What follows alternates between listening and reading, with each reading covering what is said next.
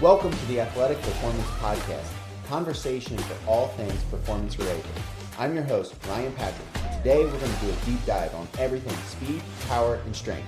Thanks for listening, and I hope you enjoy this episode.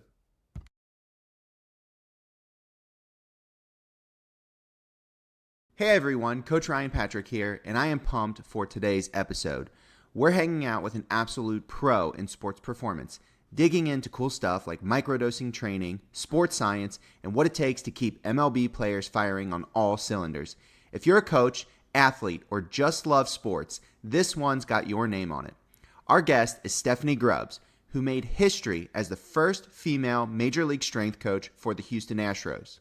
She's got serious chops from working at Clemson, Pitt, and Mississippi State, coaching everyone from volleyball stars to NFL pros. Now she's tackling baseball's crazy 162-game season. We're chatting about her menu approach to training, using data to make smart coaching calls, and recovery tips like sleep hacks and saunas. Plus, she shares how she went from college to pros and teams up with other coaches. Quick shout out, liking, sharing, and subscribing to the podcast really helps us to keep these awesome chats coming. It's a small click that makes a big difference. So please, hook us up. All right, let's dive in with Stephanie Grubbs.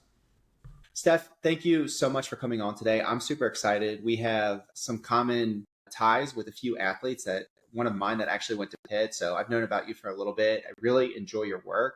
And I'm just hearing some of the stuff that you've done. I've been super excited to get you on here. But you're now with the Houston Astros, which to my understanding was a historic hire for them, the first female. And I guess for those that don't know you, would you mind just sharing a professional origin story to bring people up to speed on your professional arc? Yeah, no, definitely. And Ryan, so excited to be on. I've been listening to your podcast for a while now and picking up tidbits, especially as I'm driving, trying to soak up some knowledge. But yeah, Stephanie Grubbs now. I'm originally from Pittsburgh, Pennsylvania, so from the north, and then kind of moved all around since then. So played a lot of sports in high school, played volleyball in college at West Virginia University. That's where I got my first internship opportunity with strength and conditioning with all the sports, football, Olympic sports, all the above. Then I went to Pitt for a short stint to do an internship, worked with all the sports there, and then went down to Clemson. I was there for 5 years. Really awesome, amazing place. When I was there from 2013 to 2018, I started as an intern. Then I got moved up to a graduate assistant, did my master's there.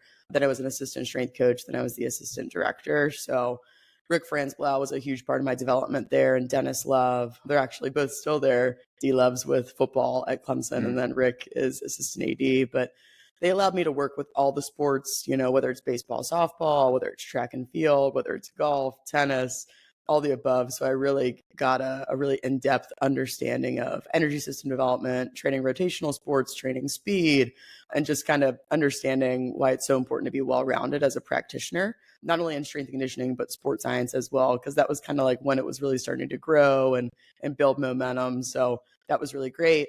Then I got my first opportunity to be a director at Mississippi State University, director of Olympic sports. Anthony Paroli was the one that kind of brought me in. He's actually with the Tampa Bay Buccaneers now as the head strength coach, but we're both from Pittsburgh. Living in Mississippi was great. Warm weather kind of got me ready, I'm sure, for Houston now with the warm weather. But Aaron Duval was with me there. Super great. He was my intern at Clemson. So kind of grassroots of taking a lot of what we did at Clemson and taking it over there to Starkville.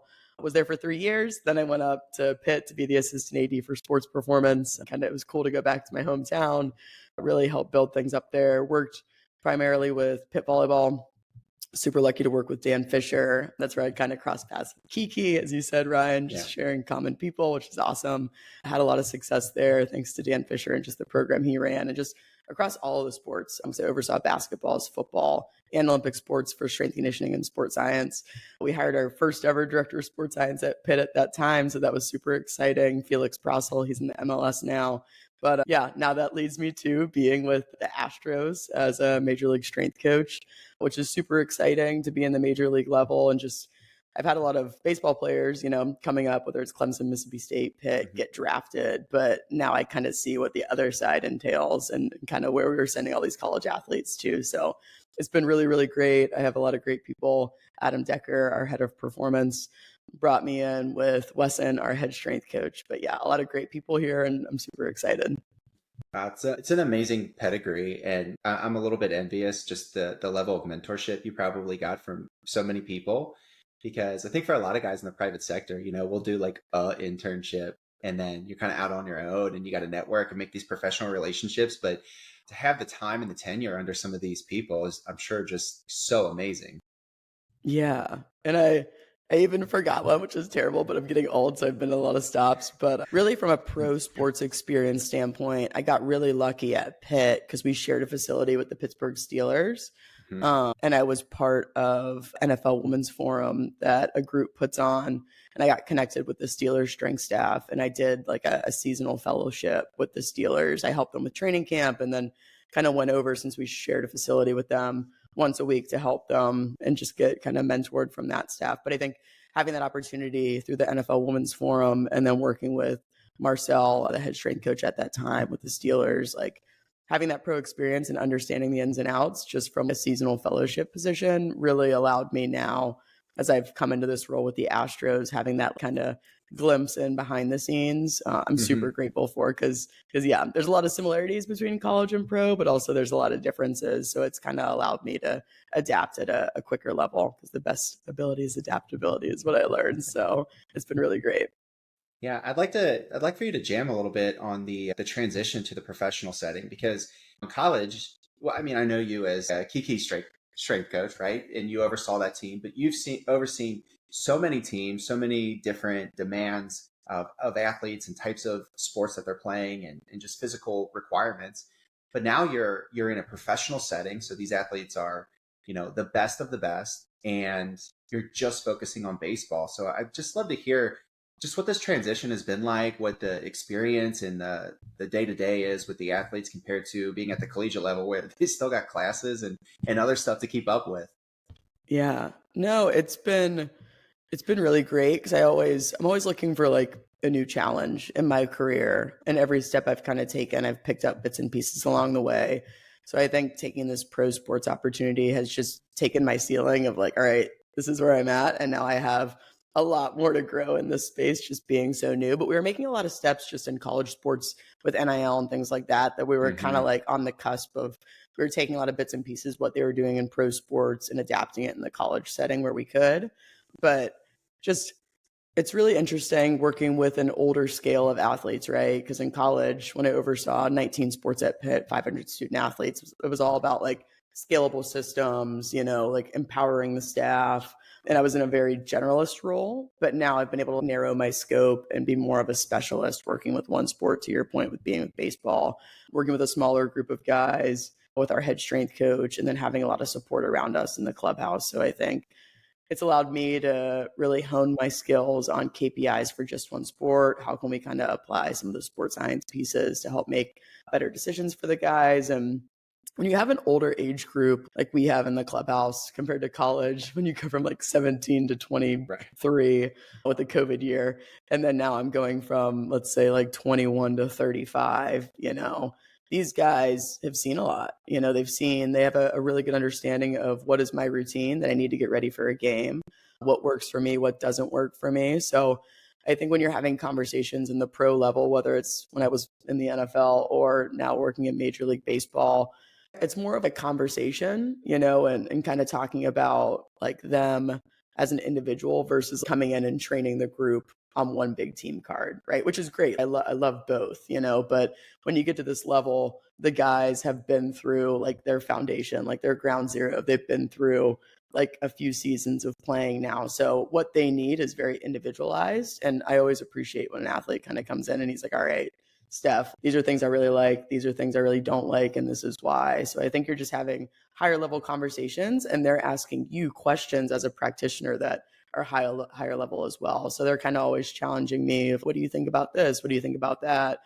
And if I don't have an answer right away, I'm like, hey, let me get back to you in the next 24, 48 hours because I really want to give you the best answer possible. So I've always lived off of this stay curious mindset, and this relentless pursuit for knowledge. So I think this fits very well into just my why of get comfortable, be uncomfortable, and staying curious because this is their job, which is really cool. And same with it's my job too. So they're going to take it really extremely serious and do their research and dive in. So I've really enjoyed it.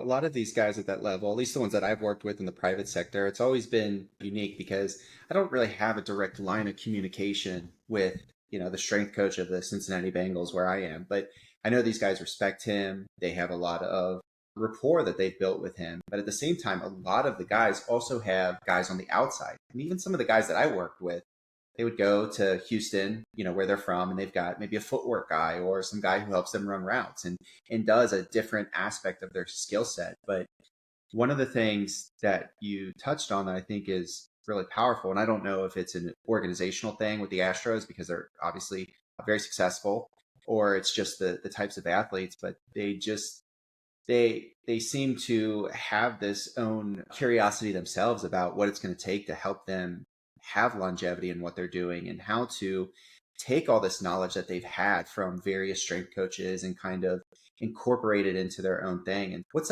what has that process been like for you trying to one kind of, position yourself as an expert and an authority, but also feeling like you want to be respectful of the other professionals that they might be working with out of the organization?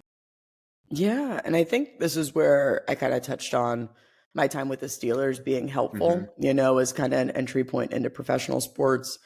Because whether you're in the NFL, the MLB, the NBA, there's going to be commonalities just working with these high profile athletes. Mm-hmm. But I think the best thing you can do, and I learned this from some of the pro strength coaches that I talked to before taking the job, is outreach. If I know one of my athletes is working with a guy in California because he's from there and that's where he lives in the off season, like that athlete, like at the end of the day, me and their other, let's say, coach, whether it is like a throwing coach or whatever specialist type coach they are, like we all want what's best for the athletes. To say his name Mm-hmm. is Joe, like we all want what's best for Joe. We want to see him succeed. We want to see him stay healthy. So the best thing you can do is reach out to them and be like, hey, what are you doing with Joe? What am I doing with Joe? How can we work together? What have you seen work for him in the off season? What are we going to work on in that phase?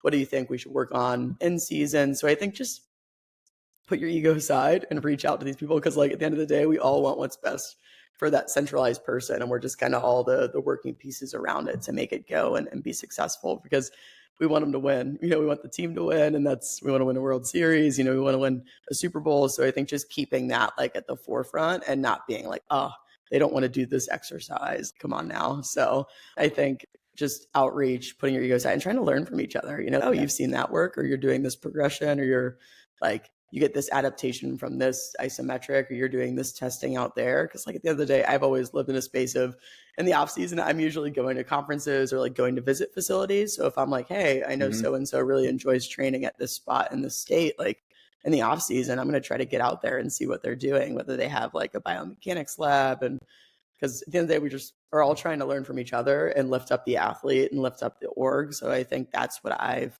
so far learned from like really successful strength coaches like before me, learning from, hey, it's best to try to work together versus put up this wall of like me versus you, because that's going to make it uncomfortable for the athlete and you don't want to make them choose. So just, yeah, ego aside, learn from each other. Yeah, I've even learned that it's becoming more prevalent at the high school level, right? Because strength and conditioning coaches are coming in and working with a bunch of our athletes and the team as a whole. And the last thing I want to do is start a turf war with somebody over the athlete because, I mean, to my way of thinking, I'm like you, it's the athlete first. And, if you're filling these buckets, then maybe I want to have a conversation about some other areas of opportunity that I feel like could benefit this athlete. And communication always helps, but sometimes it's hard, especially when you've got what, like at a collegiate level, 500 athletes, and even at the professional level, you've got some of the guys who are coming up randomly and you have to get a new history on them. So I'm sure it's incredibly challenging. But if I can shift the conversation a little bit, the MLB season, we're underway, and it's absolutely brutal. As you know, longest season in terms of games, a massive amount of travel. And anyone who's listened to some of your work understands and knows that you are a big proponent of microdosing training. And so, the only similarity that I can draw with high school athletes is that they're just permanently in season between club sports and high school sports. So I feel like I'm always trying to tweak some of the stress response dosages as it is. But at this level, I would love if you could just first maybe unpack microdosing for those who are not super familiar, and how it's really resonated with the athletes that you've worked with. Definitely. And no, coming into this position, because I've worked with college baseball, at multiple spots, whether it's Clemson or Mississippi State or Pitt, but making that switch to MLB and looking at the schedule. And it's allowed me to be like, okay, whether like you're talking about, Ryan, you want your athletes from high school to college to be successful. So you're trying to look at what do I need to prepare them for? Who can I talk to learn from? Me doing my homework before I came into the MLB, because we have 162 games within our season. That doesn't include our 30 games in spring training. We're in Florida, and then postseason after. So you can have 180 plus games within a season, which is, you don't see that in any other sport. So No. I love it because I love a good challenge. And I think coming this role, or just if you're working with high school athletes and they're going to be in season all year round, you have to think about things in a sense of what I can do, not what I can't do. Because it's easy to get like disgruntled or frustrated. It's, oh man, they're practicing every day. They went from playing volleyball, now they're doing basketball. They have knee tendonitis, like this, that, and the other. So I think just kind of shifting your frame of like, what can I do? And that's where microdosing came into effect for me. It's a model that is adaptable, depending on how the athlete feels. And how I've looked at microdosing is it allows for more frequent exposures throughout the week to load the athlete while keeping the acute dosage small enough to limit its impact on that day. Because for me in season, it's balancing adaptation and fatigue at the end of the day. So like you said, it's a dose response relationship, and I'm constantly trying to find different ways for the athlete to adapt on the day. Because it's funny, as I shifted to this position and looking at it, it's like, all right, in the past, I'm like, oh man, like certain people are lifting on game day. What does that look like? What should I do? In MLB now, every day is game day, and you're lifting on game day every day. So I think I've had to shift my thought process around that first and foremost very quickly. So I've put together, and I've done this whether it's like in college sports or pro sports. So I think I like to have a model that is adaptable no matter where you're at. So I usually put together a menu, right, for guys to pick from or girls to pick from of what's going to be best for them on that day. And that's where the dose response relationship comes from, of one game, like so-and-so for soccer or baseball may have a certain amount of high speed running. So that turnaround the next day, their hamstring soreness is going to be extremely high. And sometimes you can't predict what's going to happen in the game, like how many times I get on base. Oh man, like I got on like first 3 times, and I stole how many bags. And so that's why for baseball in particular, you have to be quite adaptable, because there's a lot of things that are out of your control. But a weekly snapshot of maybe like a sheet for microdosing for anybody that they could use is like one day, and this could be like the day after game day. It's going to be more of a recovery type day, restorative. If they don't play in the game, this is a good day to do top up like training on field, on feet, if they're not getting playing time. But I like to call this day motion is lotion. So you're doing like a mobility circuit, in some way, shape, or form for the areas that they need for that sport. So that's going to be one day. Another day, it's going to be your strength day. All right, they're coming in. I feel really good. Like I want to get after it. I want to move some weight. Usually we utilize the gym aware or like a Tendo unit to kind of monitor where they're at for that training phase, depending on what you want. So maybe they're doing their high force day, they're doing their squat, they're doing their post chain, some Nordics. So hit it where you can when you're feeling really, really good. Another day may be more of like a power and accessory type day. So like they're kind of sitting in the middle, like, hey, I know I can come in and get after it and get a lift in, but maybe it's just more concentric work. So like a trap bar deadlift or unilateral work, like split squats, reverse lunges, step ups, lateral lunges, things like that. Then you're going to sprinkle in that speed day, because speed's going to be really important. You want to microdose speed throughout the season and keep getting faster. So maybe you have a loaded jump, or clearly like in baseball, med ball throws and slams are really, really popular, softball. And then maybe I've sprinkled this in the last day or option is like a primer CNS recharge type day. So like maybe you're traveling somewhere, switching time zones.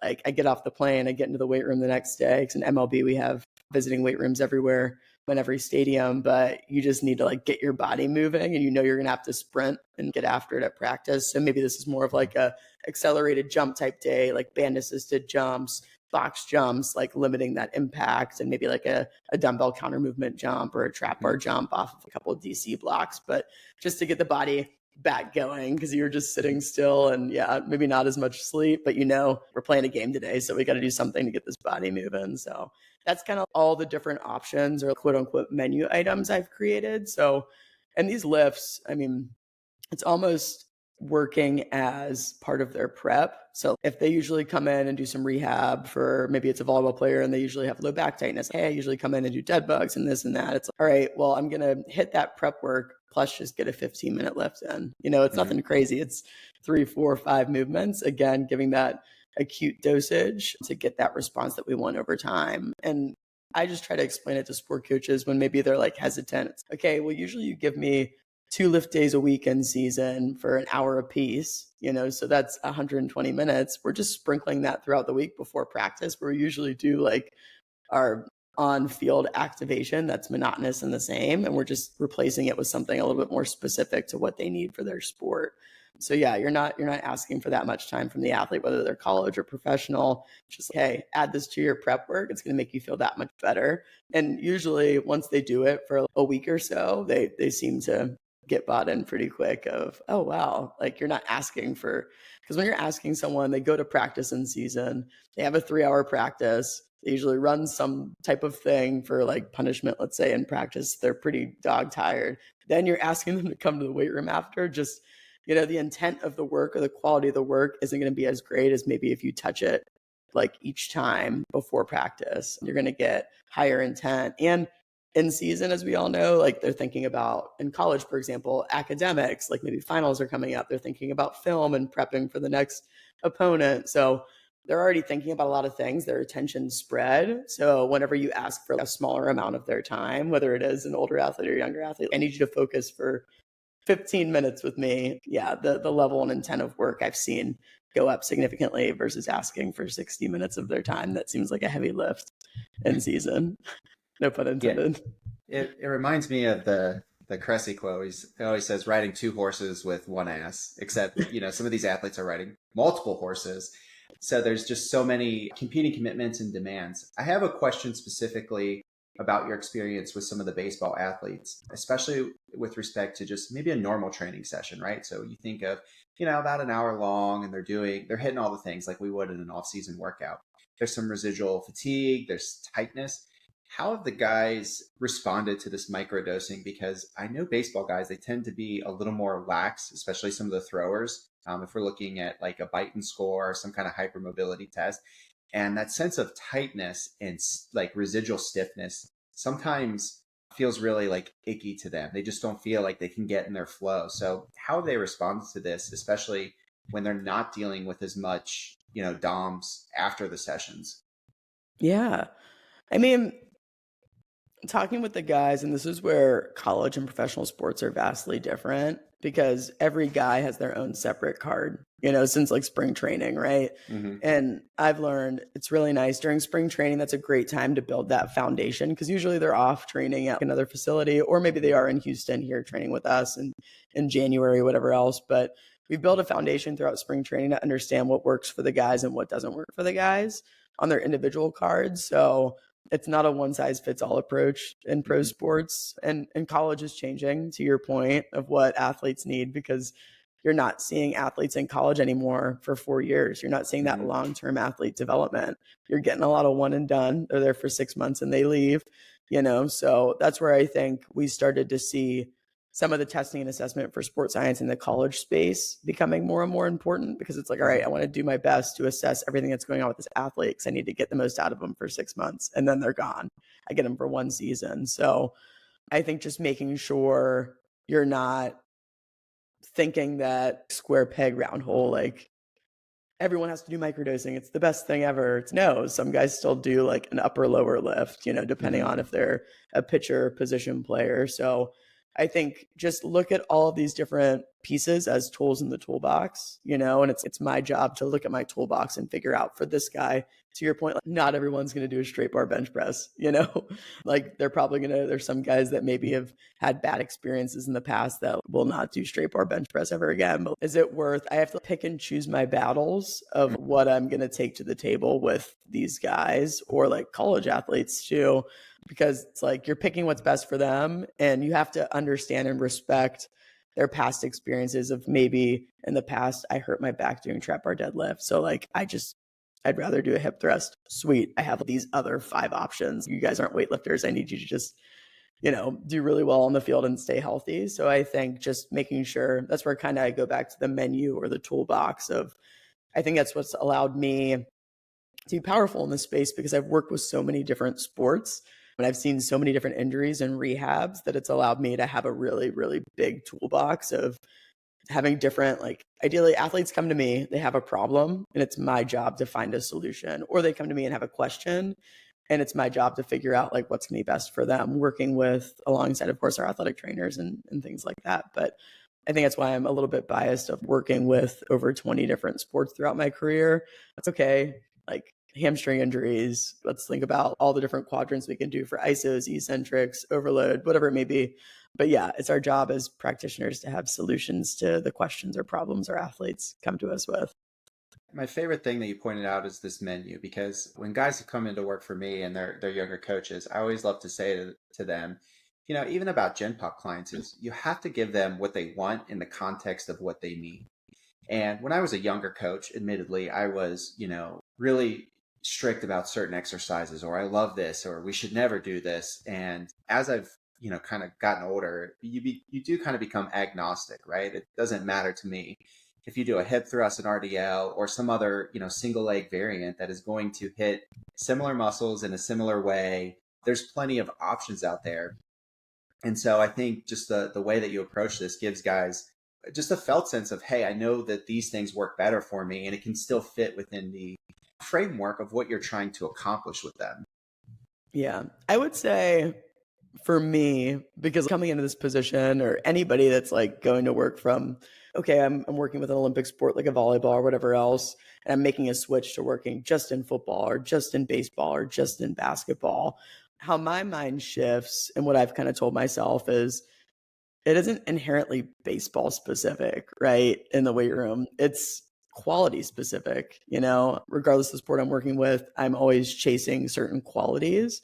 And I think people get so hung up on, I saw this exercise on Instagram, I must do this exercise. It's, well, like you're dosing in that exercise. What's the response or what's the quality that you're training with that? So I think trying to better organize your mind in that regard, that's helped me a lot of chasing qualities, not specific movements, but like, and looking at as I've trained, okay, I want a speed movement for lower body, well, I've trained that within like track and field or soccer, so having one category for that, or rotational power. Like I've trained golf, softball, baseball, volleyball, like there's overarching themes, right? So just understanding, or like upper extremity testing for like baseball or track throwers or quarterbacks. So I think don't try to like pigeonhole yourself into being like, oh, it's bad to get exposed to a lot of different sports, because at the end of the day, yeah, you're training specific qualities. I mean, people like to put stuff online and that's where Instagram can be great and not great of train this movement. It'll make you throw harder. Well, there's a lot of throwing sports out there, so I think I've just tried to frame my mind of qualities over like specific movements, whether it's right, wrong, or indifferent. That's just kind of like where I stand. No, I'm with you 100%. I think short form media can be very dangerous in that regard because we're just getting little sound bites of things that, admittedly, just having put stuff up myself is void of context for the sake of simplicity. And I think unless you have a background or a principle-based approach or a framework like you do, that it can be easy to kind of chase the shiny red ball, because certain exercises do look really cool and they might work really great for certain athletes in certain situations at certain training phases of the year, but you can't really take that blanket approach and just apply to one and all, Yeah, no, definitely. I think just keeping in mind at the end of the day, people get hung up on the exercise, and the qualities and adaptations of the exercise is really what we're looking for. So I think I've looked at, especially with like baseball and then also working in the NFL, it's like you may have a baseball player or like a wide receiver that need to improve elasticity, rate of force development, power. And that's just simply thinking about it. It's like generating lower body power from the ground up, so you can get that in a loaded jump, a trap bar jump. And both a wide receiver or a baseball player can be doing this movement. So I think, yeah, thinking about it in themes and adaptations versus just purely the exercise has allowed me to at least be able to like speak the language and work between different sports, which is really important. So on that note, we're talking about evaluating some of these athletes. So I do want to start to talk a little bit about sports science because you've got a lot of expertise here. It's an area that I think is really interesting. I love data. I love charts. It can be overwhelming at times, especially as you look at some of these dashboards. I mean, we've got Hawken plates, for example, and out of the box, I think there's like 100 and some measurements. So it can be extremely, extremely overwhelming, bordering on like labor intensive just to consolidate into a cohesive like stream of thought of what to actually do with this data. So I just want to take one step back from that, and maybe could you share some of, as in building out some of these programs that you have, some of the principles or maybe just kind of guideposts that have helped you build a robust sports science programs at Pitt, and also got buy-in, I think, from the athletes as well as the coaches? Yeah, I think when building out a sports science department, biggest thing to start with, especially if you have a small staff, is under promise and over deliver. Because we had, and I got this idea from Travis Fuentes at the University of Texas, but we had, when we started the program, like a sports science open house. So we invited all, I like to say front office, but like administration, head sport coaches, assistant sport coaches, performance team members, PTs, ATs, our team physicians. But we kind of had all the different pieces of technology that we had access to. So whether it is like the Hawken force plates or a Nord board or like a Dynamo or GymAware or Catapult, we kind of had all these different pieces out. And then we did a presentation, myself, director of sports science, about kind of what we have access to, why we may use it, how it can be applicable in everyone's setting on court, in rehab, this, that, and the other. Kept it very simple, and then opened up for questions at the end. And then we had all the technology kind of out for them to try or look at and see what metrics come out on the back end. So I think that was a great way of opening the door to be like, hey, come learn with us. Not like, this is our domain, these are our piece of equipment, like you can't come and use it. So I think that was a great way to open the door and create that foundation. But with sports science, I feel like I've made a lot of mistakes along the way. Of like when we were at Clemson, we were lucky enough to have a pretty robust budget with football winning a national championship and a lot of success. So we kind of bought everything. We're like, oh, this is cool. Let's try this. Let's do that. Because we were just really curious. So figuring out whether it's wearable technology like an Oura Ring or a Whoop band, to like force plates, to like Perch or GymAware, we're getting everything under the sun, Omega Wave, you name it. And we had to figure out in what context fit our system and structure. Because maybe one team in the NBA is using a piece of technology and they have, let's say, like 15 guys and we have 40 guys, making sure you look at what's your system, what's your structure, what's your makeup, and you can really rationalize, like, why am I buying this piece of equipment?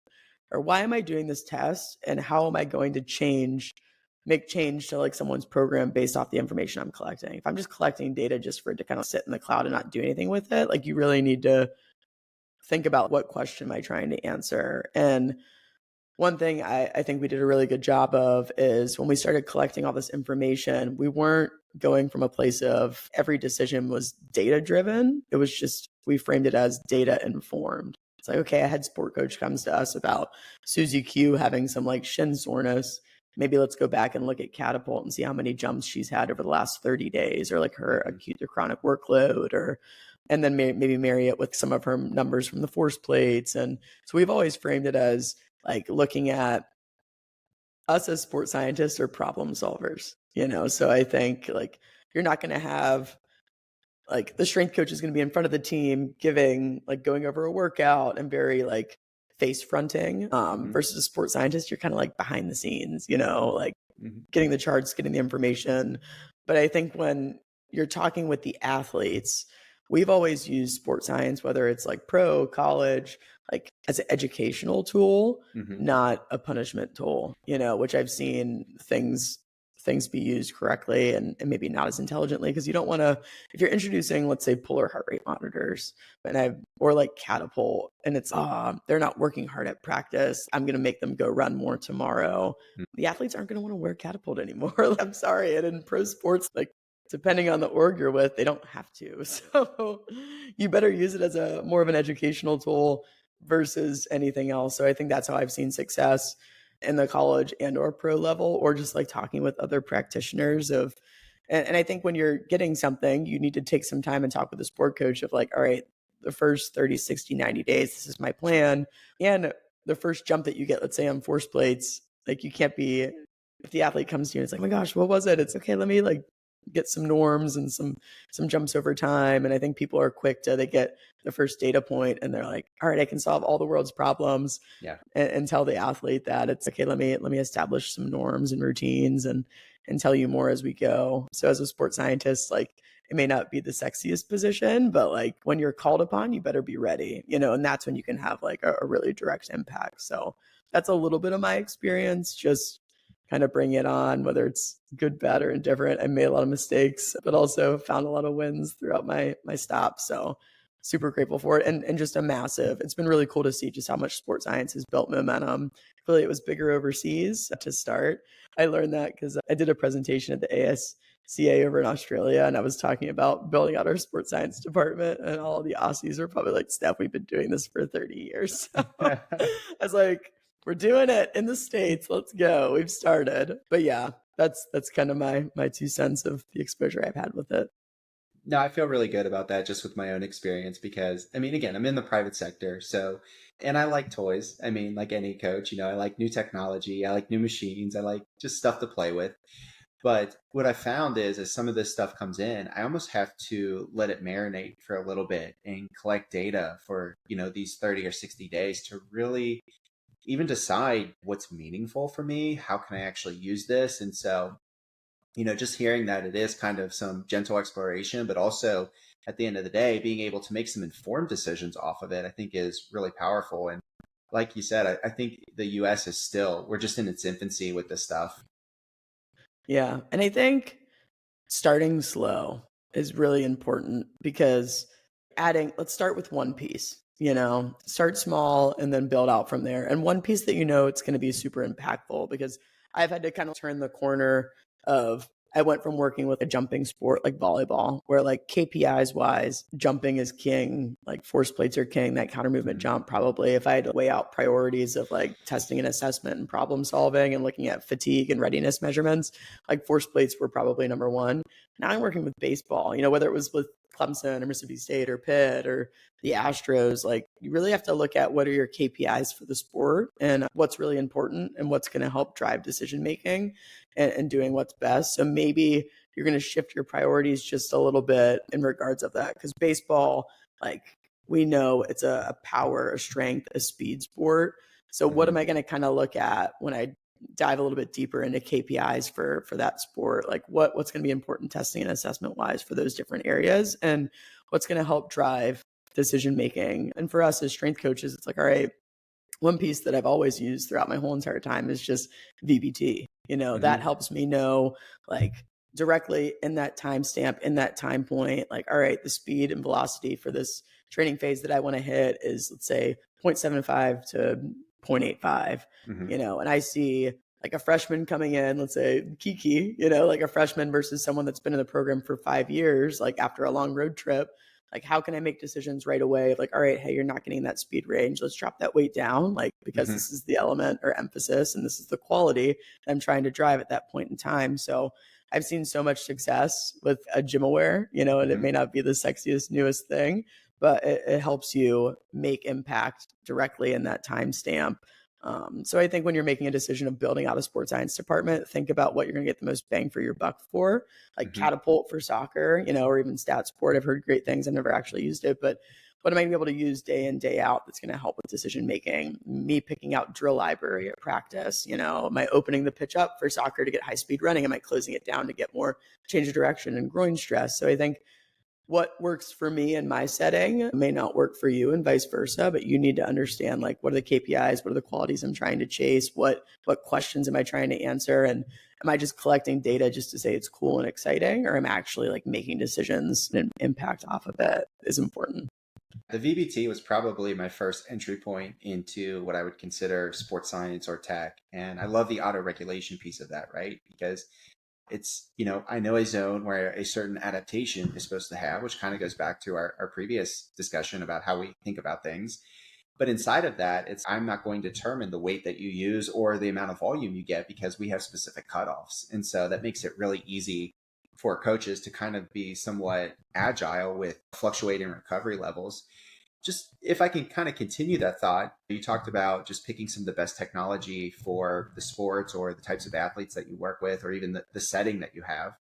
There's been kind of this like ushering of low cost tech, right? People are using algorithm based stuff to try to model maybe what's happening on a force plate with an IMU or something like that. But how do we evaluate what's reliable and worth investing in, especially in the private sector where maybe budgets aren't unlimited? We haven't won national championships, but is that even the first question we should be asking about sports tech, or is it just what can we use pragmatically to make some decisions? Yeah. I would say leaning into your colleagues is always super important, right? And we were lucky. If you're at a university, we always, like when I was at Mississippi State, we partner with the athlete engineering department and with our engineers to kind of look at technology and validate it, because that's what they do on a daily basis. So if you can Hmm. partner, and even at Clemson, we partner with our engineering department as well. And that was even to build out like a certificate academically and things like that. But lean into some really intelligent people at your university that like actually look at this on a daily basis to validate how valid it actually is. So leaning into academic partners. Even when I was at Pitt, we had our sports science master's program with Dr. Tim Sukamel. He helped us kind of validate comparing different pieces of technology. And our neuromuscular research lab that we had directly on campus, they had like a VO2 max testing set up. They had a biomechanics lab over there for doing like pitching assessment. So I think if you're at a university, really try to do everything you can to partner with the academic arms that are there. And then also we did some external partnerships when I was at Pitt with Catapult. They supplied us with a sports science intern for basketball that always wrote a white paper on when they were kind of switching from one unit to the next, like having athletes wear both at the same time and seeing what that difference looks like. So I think there's a lot of external partnerships that you can look at. Same with Hawken. We did like a sports science scholarship, and then they ran some type of study based off of the force plates. But working with some forward thinking people in that regard is really important. And there's so many resources just if you're at a university right there that they love partnering with athletics. So get with those smart people in your exercise science department, your engineering department, and really kind of poke some holes and figure out what you can invest in on the front end and do some comparisons, and then call colleagues and ask questions. Because I think that's something that we did when we were looking at our athlete management system at Pitt. We were like, all right, Smartabase versus Conduct versus Coach Me Plus versus this, that. So I think having different avenues of how you want to establish and figure out as a department, like for our AMS, we were looking at a lot of different things, but what's important to you and why you want to purchase it, and lean into colleagues and their experiences. And one thing with investing in technology is talking with your colleagues about, okay, you purchase it, but what's like the customer support after that? That's so important to me. Because if something goes wrong, can I call them and they're going to get back to me in the same day?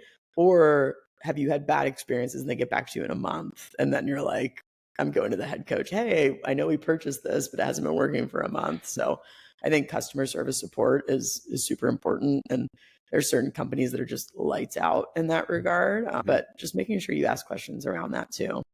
Yeah, we've had some insanely great experiences with Hawken because the force plates are a big piece of our technology. So I have no sponsorship for them. I just want to shout them out because they've always taken care of me. Yeah, But yeah. this is Drake's the this best. Drake's the best. Drake is the man. I love Yeah, that's Drake. my shout out. Drake is the best for sure. I'm gonna just clip this piece and just tag him so he knows how like Yeah. we think of him. This is the second time you've brought up like collaboration and colleagues, and it's clear that's a really essential way to expedite your learning, your efficiency, and just application of stuff that's out there. We're getting close to an hour, and I want to be respectful of your time, so I'm going to shift gears one more time and talk about recovery, because I think inherent in this microdosing piece that we talked about earlier is trying to optimize for recovery and managing the overall stress that an athlete is under. And again, I'm going to go back to the demands of baseball. They're traveling to different towns, they have different time zones. It's probably a lot of eating on the go. So this can really impact sleep and ultimately performance. And so,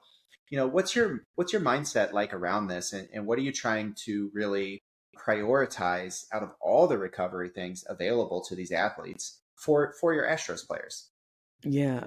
And again, I'm going to say that's the one great thing about social media, because maybe I've said like good or bad, but there's so many people at your arm's length that like you can just message. And someone that I reached out to early on, I read his book Peak, is Mark Bubbs. He was at the Penguins the one time I went over to visit Tino Murray, but ran into him and talked with him on the nutrition side because that's important. But talking with great people in the recovery space and what they're doing is super important. And he was one person I kind of leaned into to ask some questions. But I zoomed out because this was something we were starting to look at Pitt, of building out like a recovery type room because that's become super popular. So I zoomed out and started to look at like, all right, what's my philosophy on recovery? What do I see a lot of our athletes using, whether it's research backed, not, like working with your athletic trainers, because clearly that's a space that they're super hands-on with as well, and your PTs. But how I've personally, and I kind of work in whether it's microdosing, figuring out a menu, but like this, I kind of shift into more of a quadrant type system for recovery. So Quadrant one, and you mentioned just our travel schedule, but Quadrant one is more of like sleep and relaxation for me. So that may be like supplementation, like Cherry Bundy drinks or Som Sleep, or shift wave has become super popular in pro sports when it comes to managing shifting from sympathetic to parasympathetic as you're traveling. Environment's super important. So blackout curtains in your bedroom or the temperature of your room, simple things like that everyone can control. A lot of athletes are measuring their sleep. So whether it's like I have an Aura ring, whether it's Aura or Whoop, but managing that intake of like readiness scores and things like that. So that's kind of Quadrant one for me when it comes to recovery. Shifting gears to Quadrant two, this is something that's been around for a long time, but like just heat and cold exposure. So this is where leaning into your ATs. Pro sports guys love some saunas. I love a good sauna as well. So you can have those in your facilities. College sports, it's a little bit tougher. Really hot tub, cold tub, just anything that's going to help contrast be effective, driving blood flow. And there's a ton of research around contrast. So that's always a win. You don't want to get away from the benchmarks of things that have always just worked. Quadrant three, this one's interesting, but just maybe a newer space, like some of the red light stimulation that you may see, or electrical. So like a Mark Pro or a Firefly on the go. Some of these like red light, infrared red light beds or cocoon pods have become, or chimera tights with some of the red light like sewn into them. I think since it's newer, maybe not as much research with the red light therapy yet. This is something that's more athlete dependent. Some guys are like, hey, I was doing cocoon pods in the off season and they're like life changing. So for the red light, but yeah, figuring out what works for the athlete, again, menu or quadrant items is super important. And then the last one for me is just massage therapy. So whether this is, as we all know, it's neural input through the skin, but vibration, compressing the tissue and all that, foam rolling, easy win on the road when you're traveling, massage, Normatec boots, things like that. So those are kind of just the four quadrants. But my big takeaway with just recovery is just I'm measuring it based off of two scales, like two ends of the spectrum. One is like what's valid and reliable and research backed, right? And then on the other end, it's versus athlete perception. Like clearly there's cryo out there and red light, but you really want to try to like hit it in that sweet spot of what is research backed, what can we truly invest in, what do we know what's going to work as the performance team. But maybe guys are bringing in new ideas because they know like this has always worked for them the day after they throw or whatever else. So just trying to find that marriage between the two of athlete perception of what works for them, but then also what's research backed for the performance team, and just knowing we're investing in good products at the end of the day. You have to be really conscious about the battles you pick. So if they like it, then it's a go. Yeah. For young athletes, thinking your college age, they've got one, I think, still a unique biological circadian rhythm. And I always joke with some of my high school guys, they'll come in for an early workout on spring break, but I know they were up all night, like playing Fortnite or playing the Xbox. So I think for young athletes in that age group, college or college aspiring, what are some of the biggest pieces of the recovery puzzle that you felt like they were missing that would be easy wins? I'd say when I was at like Clemson, we always talked about dominating the other 20 hours of the day. So maybe you're at practice for 3 hours, you're at weights, conditioning for an hour. So what are you doing outside of that time to take care of your body? And easy wins, making sure you're getting 8+ hours of sleep because your body's growing, adapting. Like Why We Sleep is a good book, but making sure you're sleeping at a good temperature, similar to those blackout curtains, caffeine intake. Oh my goodness. Like with younger people, like when we have young kids come to camp in the summertime from high school or middle school, the amount of Celsius drinks and Yep. I don't know, all the colorful drinks at the gas station that I may see. Ghost. They love the ghost Yeah, too. I don't know, but caffeine intake, do not drink caffeine past 2 p.m. If you're a young person. You should have enough energy just going through your body that you don't need additional caffeine. So I think caffeine intake for young people, I've just seen. I mean, the drinks taste good, don't get me wrong, but you need to be drinking 3 in one day and then you're drinking one at 6 p.m. and you're wondering why you're not going to bed and playing video games till 3 a.m. So I think caffeine intake is something I've seen with young people kind of crank up a good bit. But yeah, caffeine intake, sleep, and the nutrition, it's something that you'll have access when you get to the college level. You'll have a dietitian there. Sometimes in high school or in your club team, you don't have that, but there's a lot of information that you can kind of seek out on your own or reach out to great professionals. I am not a dietitian, so I don't want to speak too much to it, but your nutrition, like you can figure out like fried food's not great, fast food, not great, making sure you get up and eat breakfast, making sure you're hydrating. But yeah, caffeine intake is definitely try not to consume caffeine past 2 p.m. I'm having caffeine right now, but it's the morning. So Yeah, that's I'm fine. staying away from those sugary, crazy caffeinated drinks that we don't know what's in them. So we always tell college athletes, like when I was in that level, don't drink those because you could fail a drug test based off of the crazy ingredients that are in that. So let's not do that. Yeah. Yeah, I hear them rave. Like, it's got so much beta alanine and my skin tingles. I'm like, bro, that's not good for you. this is not what we want. Okay, I just want to hit a couple wrap-up questions and then make sure where people can find out more about you. So first, what's next for you and the Astros as you head into the season? What are you most excited about right now? Oh man. I mean, it's been great just meeting so many new practitioners in the space because I've been in college sports for a very long period of time. And to your point, Ryan, just meeting new people that are forward thinking, that want to push the envelope, traveling to all the different ballparks and seeing kind of like all these, like in the clubhouse, you always have a visiting weight room. So just kind of like, it's cool to see that the MLB has a standard of what should be provided in that weight room and making sure the guys are taken care of. So that's really great. But I'm just excited to continue to kind of tackle this season in regards of the game density that we have, like playing every single day and helping the guys just make sure they're ready to go, primed and prepped, and yeah, just giving them the best product that we can give them, and yeah, learning as much as I possibly can and being a sponge, and yeah, helping the team win is the ultimate goal. I'm sure you're going to be super successful with this, and I'm excited to see how it evolves for you. I also know that you're very big on continuing education, and I am too. So I got to pry a little bit. What's got your interest right now? What are you diving into? Yeah, David Gray rehab. He has like some different bundles on clearly upper body, upper extremity training, which is important for baseball, oblique training, which is very important for rotational sport athletes. So I've been looking at that a lot. His bundle and his information is great. I mean, Sportsmith Premium, like Rob Pacey is just world class. So he's always populating different presentations onto his Sportsmith Premium page that is super exciting and helpful.